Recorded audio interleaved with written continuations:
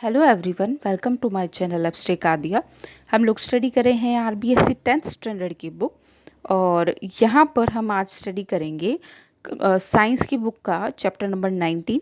इस चैप्टर के साथ ही आज हमारा जो आरबीएससी बोर्ड की 10th क्लास की बुक का वीडियो है वो कंप्लीट हो जाएंगे। इसके बाद हम साइकोलॉजी की क्लासेस को कंटिन्यू करेंगे। चैप्टर नंबर 19 हमारा है जैव विविधता एवं इसका संरक्षण। जैव विविधता के स्तर के बारे में सबसे पहले हम जानेंगे। तो पहला आता है प्रजाति विविधता। प्रजनन के कारण जो विविधता उत्पन्न होती है वो प्रजाति विविधता कहलाती है। आनुवांशिक विविधता, जीन के कारण जो विविधता उत्पन्न होती है प्रजातियों में वो आनुवांशिक विविधता कहलाती है। प्रजनन कर संतान पैदा करने की क्षमता प्रजाति कहलाती है। 1 ग्राम मिट्टी में 10 करोड़ जीवाणु पाए जाते हैं, ये भी एक बायोडाइवर्सिटी है। पारिस्थितिकी तंत्र विविधता क्या होती है? जो वहाँ के इकोसिस्टम के कारण विविधता देखी जाती है वो पारिस्थितिकी तंत्र विविधता कहलाती है। भूमध्य रेखा के पास जैव विविधता संपन्न क्षेत्र पाए जाते हैं क्योंकि वहाँ पर ताप में अत्यधिक अंतर पाया जाता है।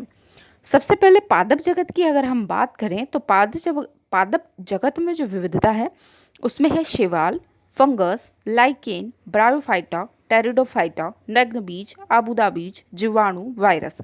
तो ये सब पादप जगत की विविधता वाले क्षेत्र हैं। जंतु जगत की बात करें ठीक इसी तरह तो मोलस्का, स्तनपायी, पक्षी वर्ग, प्रोटिस्टा, सरीसृप, उभयचरी, मछली वर्ग, प्रोटोजोआ, अन्य अकशेरुकी और आर्थ्रोपोडा, ये सब क्या है? जंतु जगत के विविधता वाले क्षेत्र हैं। भारत में विश्व के 17 वृहद जैव विविधता वाले देशों में शामिल है। भारत को विश्व के 17 जो बायोडाइवर्सिटी वाले जो देश है उसमें एक नाम हमारे भारत का भी आता है। जैव विविधता हॉटस्पॉट जो है 1988 में नॉर्मन मेयर्स ने यह अवधारणा दी थी। किसकी? बायोडाइवर्सिटी हॉटस्पॉट की अवधारणा नॉर्मन मेयर्स ने दी थी। 1999 में 25 स्थलों को, कितने? 25 प्लेसेस को हॉटस्पॉट घोषित किया गया था सबसे पहले 1999 में। वर्तमान स्थिति में 34 बायोडाइवर्सिटी हॉटस्पॉट है। यानी ये जो हॉटस्पॉट है वो पृथ्वी के 2.3% है पृथ्वी का। भारत में 2 बायोडाइवर्सिटी हॉटस्पॉट है। यहाँ पर भारत में जो है पहला है पूर्वी हिमालय हॉटस्पॉट जैव विविधता तप्त स्थल। इसमें जो क्षेत्र आता है हमारे भारत का असम, अरुणाचल, सिक्किम, पश्चिम बंगाल। यहाँ पर मुख्यतः जो जातियाँ पाई जाती है वो है हिमालयी तहर, सुनहरा लंगूर, हुलॉक गिब्बन, पिग्मी हॉग, उड़न गिलहरी, हिम तेंदुआ, ताकिन और गांगे डॉल्फिन। गांगे डॉल्फिन को भी राष्ट्रीय जलीय जीव भी घोषित किया गया है 2009 में। जंगल में बाघ यानी टाइगर के समकक्ष राष्ट्रीय पशु जिसे घोषित किया गया है जंगल की श्रेणी में, और जलीय जीव में गांगे डॉल्फिन को घोषित किया गया है राष्ट्रीय जलीय जीव। दूसरा जो हॉटस्पॉट है वो है पश्चिमी घाट जैव विविधता तप्त स्थल। पश्चिमी घाट जैव विविधता तप्त स्थल में मुख्यतः आता है केरल। यहाँ पर मालाबार गंधबिलाव, एशियाई हाथी, Malabar grey horn bill, Nilgiri तहर और मैकॉक बंदर जो है इस पश्चिमी घाट बायोडाइवर्सिटी हॉटस्पॉट की विशेषता है।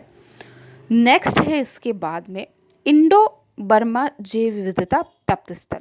तो मुख्यतः तो 2 ही आते हैं, चूंकि इंडो बर्मा में क्या है, चीन, भारत के साथ में चीन, म्यांमार और वियतनाम, थाईलैंड, कंबोडिया, मलेशिया ये भी इंक्लूड है। तो मुख्य तौर पर भारत में जो बायोडाइवर्सिटी हॉटस्पॉट है वो कितने हैं? 2 है। स्थानबद्ध जातियां, क्षेत्र विशेष में पाई जाने वाली जातियों को कहते हैं स्थानबद्ध जातियां। जैसे कि जो लेमूर है वो मेडागास्कर द्वीप में पाया जाता है। मेटोसिक्यो पादप जो है वो चीन में पाया जाता है। नीलगिरी तहर और या मैकॉक बंदर जो है वो भारत के पश्चिमी घाट हॉटस्पॉट में पाया जाता है। डोडो पक्षी मॉरिशस द्वीप में पाया जाता है। इसकी खोज 1658 में हुई थी और 1681 में इसे विलुप्त प्रजाति घोषित कर दिया गया है, यानी डोडो पक्षी अब पाया नहीं जाता। गेहूं की बोनी किस्मों का विकास जापान की नारिन 10 नामक गेहूं किस्म से हुआ है, जबकि धान की बोनी किस्म ताइवान की डी जियोरू जेन धान किस्म से हुई है।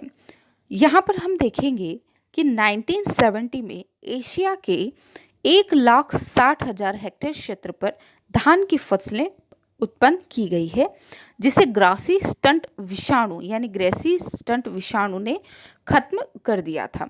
धान की फसलों को जहाँ पर ग्रासी स्टंट विषाणु ने क्या कर दिया था, तबाह कर दिया था। तब क्या किया था कि उत्तर प्रदेश की जो धान प्रजाति थी ओराइजा निवेरा, कौन सी प्रजाति, ओराइजा निवेरा से उक्त रोग की प्रतिरोधी यानी एंटीबायोटिक क्षमता विकसित की गई थी। जेट्रोपा और करंजन ऐसे पादप हैं जिन्हें बायोडीजल वृक्ष भी कहा गया है। मलेरिया में ज्वर का इलाज सिनकोना की छाल से किया जाता है। विनक्रिस्टन व विनोब्लास्टिन दोनों ये पौधे हैं, ये असाध्य रक्त कैंसर में दोनों पौधे उपयोगी हैं। कौन कौन से, विनक्रिस्टन और विनाब्लास्टिन। टेक्सोस बकाटा नामक वृक्ष की छाल कैंसर के इलाज में काम आती है, जबकि सर्पगंधा को उच्च रक्तचाप यानी हाई ब्लड प्रेशर में काम लिया जाता है। वर्ष 2000 को अंतर्राष्ट्रीय जैव विविधता वर्ष घोषित किया गया था। वर्ष 2010 को अंतर्राष्ट्रीय जैव विविधता वर्ष घोषित किया गया था।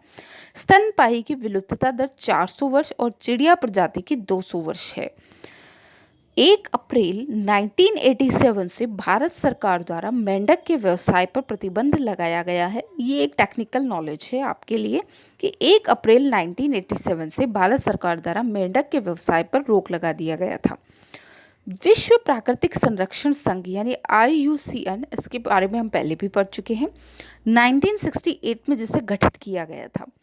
रेड डाटा बुक इसने प्रकाशित की है। तो रेड डाटा बुक्स किसके द्वारा प्रकाशित होती है, विश्व प्राकृतिक संरक्षण संघ IUCN द्वारा रेड डाटा बुक प्रकाशित की जाती है, जिसके अंदर विलुप्त प्रजातियां और संकटग्रस्त प्रजातियों का भी डिटेल होता है। विलुप्त प्रजातियां वो जो बिल्कुल खत्म हो चुकी है, और संकटग्रस्त प्रजातियां वो प्रजातियां होती है जो कि विलुप्ति के कगार पर होती है, यानी विलुप्त अभी नहीं हुई है। अति संवेदनशील प्रजातियां वो होती है जो तेजी से कम हो रही है, अति संवेदनशील प्रजातियां कहलाती है। दुर्लभ प्रजातियां वो होती है जो सीमित भौगोलिक क्षेत्र में रह गई है। और अपर्याप्त रूप से ज्ञात प्रजातियां वो प्रजातियां हैं जिनके बारे में हमें अभी पूर्ण जानकारी नहीं है कि इनका वितरण किस प्रकार से है। ये पांचों ही प्रजातियां रेड डाटा बुक में लिखी जाती है। तो क्वेश्चन ये आया था कि रेड डाटा बुक में किसकी डिटेल होती है, तो मोस्ट ऑफ आंसर इसमें लगाते हैं कि विलुप्त प्रजातियों की इसमें डिटेल होती है। नहीं, विलुप्त प्रजातियों के साथ में अति संवेदनशील, दुर्लभ, अपर्याप्त, ये पांचों ही प्रजातियां रेड डाटा बुक में आपके उनका वर्णन मिलेगा। IUCN 1973 में एक कन्वेंशन यानी साइटिस आयोजित किया था, जिसका उद्देश्य था कि संकटग्रस्त प्रजातियों के अंतर्राष्ट्रीय व्यापार पर नियंत्रण किया जाए। 1992 में ब्राजील के री डी जेनेरियो में पृथ्वी सम्मेलन के दौरान जैव विविधता संधि अस्तित्व में आई, जिसे 193 देशों ने स्वीकार किया। यहाँ से क्वेश्चन बनता है कि जो पृथ्वी सम्मेलन है वो कहाँ हुआ था, री डी जेनेरियो में हुआ था, ब्राजील में 1992 में। जैव विविधता संधि यहाँ हुई थी सबसे पहले, और 193 देशों ने यहाँ पर इसे स्वीकार किया था, बायोडायवर्सिटी, इस संधि को। इस संधि को ध्यान में रखकर भारत सरकार ने वर्ष 2002 में जैव विविधता एक्ट 2002 भी बनाया, जिसका उद्देश्य क्या था, संरक्षण करना प्रजातियों का, और लंबे समय तक उपलब्ध हो हमें ये प्रजातियां, और होने वाले लाभों का समान रूप से सभी जगह समान रूप से वितरण हो।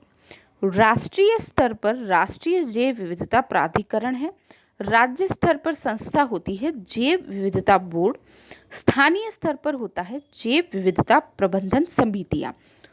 2 जून 2010 को राष्ट्रीय हरित अधिकरण का गठन हुआ, जिसका मुख्यालय है भोपाल में। भारत में जैव मंडल रिजर्व है 14, राष्ट्रीय उद्यान है 99, वन्य जीव अभयारण्य है 523, संरक्षित रिजर्व है 47।